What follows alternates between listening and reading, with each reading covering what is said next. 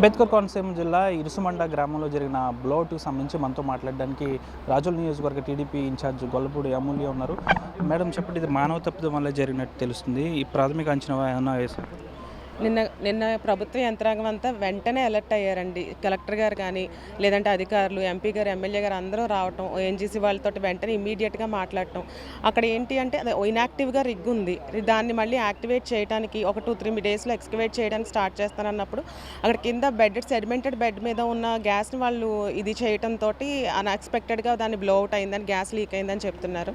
So ఎప్పటికప్పుడు ప్రభుత్వ యంత్రాంగం వాళ్ళు పర్యవేక్షించారు. నిన్నటి మీద వేళ మనం చూసినట్టయితే ఆ ప్రెషర్ కానీ డెన్సిటీ కానీ మనకు చాలా బాగా తగ్గిపోయింది ఆల్మోస్ట్.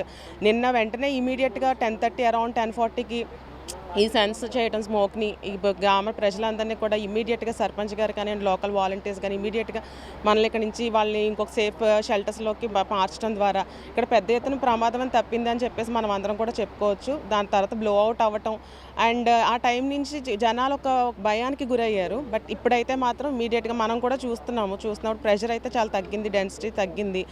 ప్రభుత్వ యంత్రాంగం కానీ కలెక్టర్, సీఎం గారు ఇమీడియట్గా కూడా మమ్మల్ని అలర్ట్ చేశారు, మానిటర్ చేస్తూనే ఉన్నారు. ఎప్పటికప్పుడు మాకు మినిట్ టు మినిట్ పర్యవేక్షిస్తున్నారు ఆయన. సో ఇప్పుడు ఆల్మోస్ట్ మనకు చాలా వరకు ప్రెషర్ తగ్గింది. ఒక 3 to 4 డేస్లో అయితే ఇదంతా కామ్ జరిగిపోతుంది, నార్మల్గా సిచ్యువేషన్లోకి అయితే ఇక్కడికి వచ్చేస్తుంది. ఏదైతే డీప్ సంస్థ ఉందో వీళ్ళు చేసిన మానవ తప్పిదం వల్ల ఇది బ్లో అవుట్ జరిగిందని బయట టాక్ ఉంది.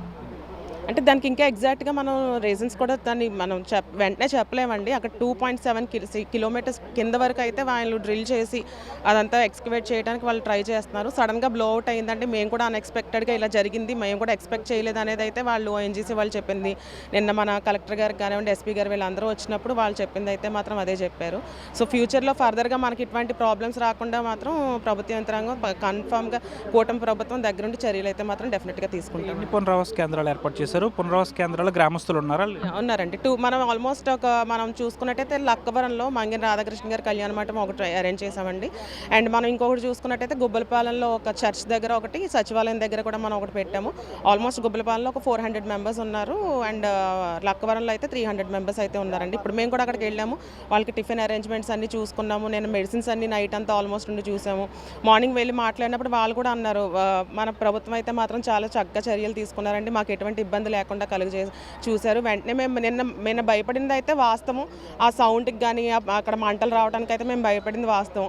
కానీ ప్రజలందరం కూడా మేము ఇప్పుడు ధైర్యంగానే ఉన్నాము అని చెప్పి అయితే చెప్పడం జరిగింది. గ్రామస్తులతో పాటు చుట్టుపక్కల గ్రామాల వారు కూడా భయాందోళన చెందుతున్నారు. వాళ్ళు భయాన్ని పోగొట్టాలని మీరు ఏం చెప్పండి? ఖచ్చితంగానండి. మేమందరం నేను 24/7 మేము ఇక్కడే ఉన్నాము. మేము దగ్గరుండి మేము ప్రజలకు ఎటువంటి భయానికి గురి కాకుండా మేము దగ్గరుండి వాళ్ళు తీసుకెళ్ళడం దగ్గర నుంచి వాళ్ళ దగ్గరుండి మానిటర్ చేయడం కానీ వాళ్ళకి ధైర్యం నింపడంలో కూడా మేము ముందుగానే ఉన్నాము. ఎటువంటి భయాందోళన చెందక్కర్లేదని కలెక్టర్ గారి దగ్గర నుంచి మొత్తం ఎమ్మెల్యే గారు మేము అందరం దగ్గరే ఉండి మేము అందరం పర్యవేక్షణ చేసాము. వాళ్ళకి ఎటువంటి నీడ్స్ అయితే కానీ మెడిసిన్స్ కానీ వెంటనే దగ్గరే ఉన్నాం. ఎటువంటి అంటే ఆ మూమెంట్లో ప్యానిక్ కావడం అనేది సహజం. ఎవరైనా కూడా ఆ సౌండ్కి కానీ లేదంటే అది దానికి ప్యానిక్ అవ్వడం అనేది సహజం. ఇప్పుడు అంతా నార్మల్ సిచ్యువేషన్కి వచ్చింది. అండ్ మెయిన్ ఇక్కడికి జనాలు ఇప్పుడు వచ్చి చూస్తున్నప్పుడు ఇక్కడ ఉన్న ప్రెషర్ కానీ ఇంటెన్సిటీ కానీ చూస్తే ఇక్కడ ఫైర్ కానీ చూస్తున్నప్పుడు అందరూ కూడా నార్మల్ సిచ్యువేషన్లోకి వచ్చిందని అయితే ధైర్యంగా ఉన్నారండి. Thank you. ప్రధానంగా అధికారులతో పాటు నాయకులు మేమందరం రాత్రి నుంచి అంటే దాదాపు సంఘటన జరిగిన అప్పటి నుంచి ఇప్పటివరకు కూడా పర్యవేక్షణ అనేది చేపడుతున్నాం. అయితే ఇక్కడ గ్యాస్ అనేది బ్లౌట్కి సంబంధించి తీవ్రత అనేది తగ్గింది. ఇక 2-3 రోజుల్లో కాస్త తీవ్రత ఉండినప్పటికీ కూడా ప్రజలు ఎవరు భయపడాల్సిన అవసరం లేదు. దీని పరిధి బ్లౌట్ పరిధి దాదాపు కొన్ని మీటర్ల పరిధిలో వరకే ఉంటుంది. ఎవరు భయాందోళన చెందవసరం లేదు. ఈ ఇరుసుమంటతో పాటు చుట్టుపక్కల గ్రామాల ప్రజలు ఎవరు కూడా భయాందోళన చెందనవసరం లేదని ఇక్కడ టీడీపీ ఇన్ఛార్జ్ అమూల్య చెప్తున్నారు. వీడియో శేఖర్తో మనోజ్, RTV, ఇరుసుమంట గ్రామం నుంచి. Local to global news at your finger tips. మీ చేతిలో ఒక ఆయుధం. Download Raw TV app. Media legend Ravi Prakash is back.